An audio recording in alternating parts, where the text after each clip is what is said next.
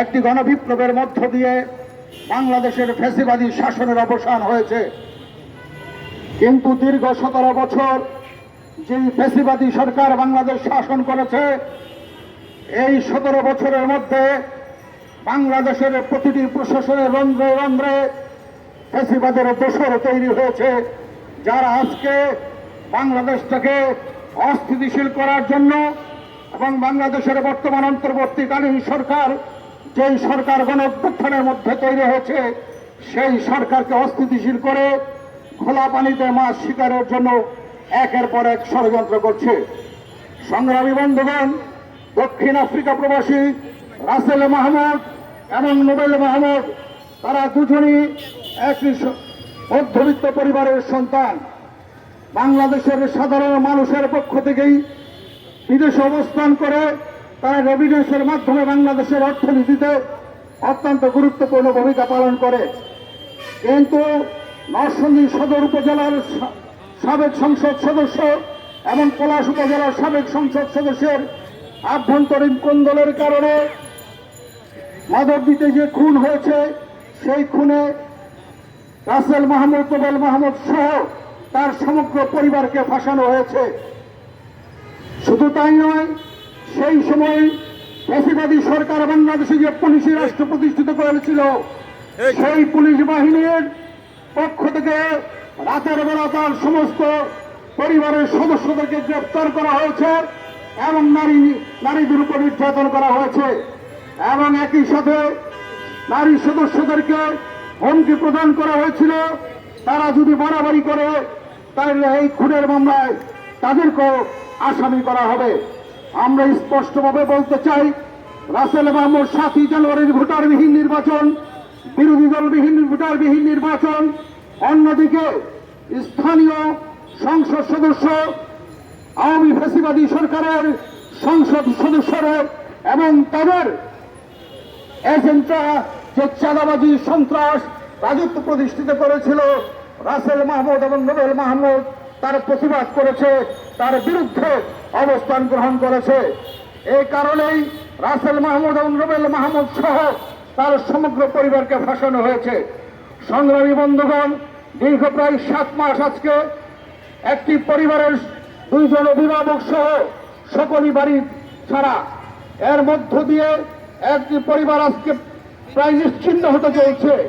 আমরা অন্তর্বর্তীকালীন স্বরাষ্ট্রমন্ত্রীর কাছে আহ্বান জানাবো যে অবিলম্বে সুষ্ঠু তদন্তের মধ্য দিয়ে, এই সরকারের সুষ্ঠু তদন্তের মধ্য দিয়ে প্রকৃত অপরাধীদের আইনের আওতায় আনা হোক এবং গ্রেফতার করা হোক। সংগ্রামী বন্ধুগণ, আমাদের মনে রাখতে হবে, সরকারের মনে রাখতে হবে, প্রশাসনের ভিতর এখনো ফ্যাসিবাদী এবং স্বৈরাচারী সরকারের যে ভূত রয়েছে, তারা ক্রমান্বয়ে একত্রিত হচ্ছে এবং সারা বাংলাদেশের দেশপ্রেমিক শক্তিকে নিশ্চিহ্ন করার জন্য এলাকায় এলাকায়, পাড়ায় মহল্লায় একের পর এক ষড়যন্ত্র করছে।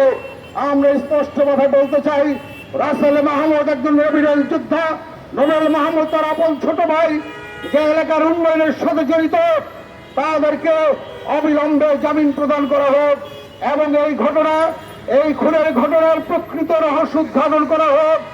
এই খুনের সাথে ফ্যাসিবাদী সরকারের পতিত সাবেক সংসদ সদস্য নজরুল ইসলাম এবং পটন রায় জড়িত, এটি স্পষ্ট দিবালোকের মতো।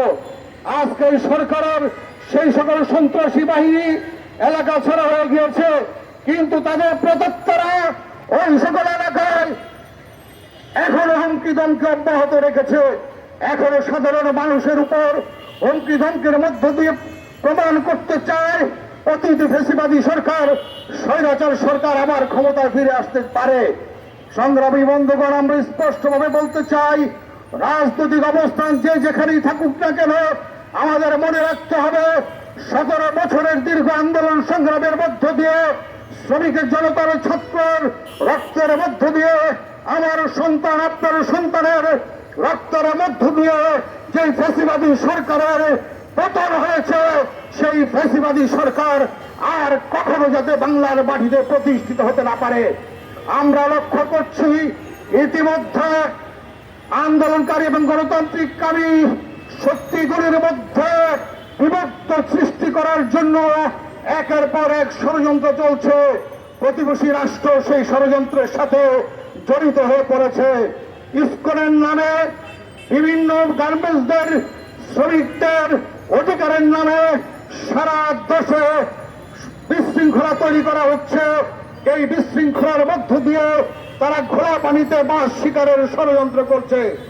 আমরা বলতে চাই, বাংলাদেশের জনগণ ঐক্যবদ্ধ রক্ত সংগ্রামের মধ্য দিয়ে হাজার শত শহীদের রক্তের বিনিময়ে যে বাংলাদেশ আজকে প্রতিষ্ঠিত হয়েছে, সেই বাংলাদেশ ক্রমান্বয়ে সংস্কারের মধ্য দিয়েই একটি জাতীয় নির্বাচনে অংশগ্রহণ করবে।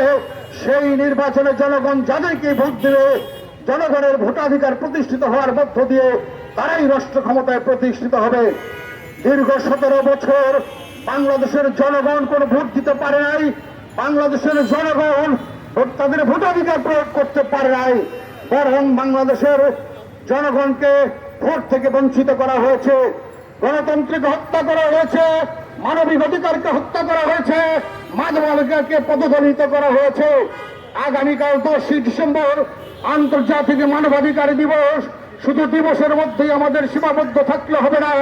বাংলাদেশের মানবাধিকার, মানবিক মূল্যবোধ প্রতিষ্ঠা করার জন্য নির্যাতিত নিপীড়িত মানুষের পাশে আমাদের দাঁড়াতে হবে।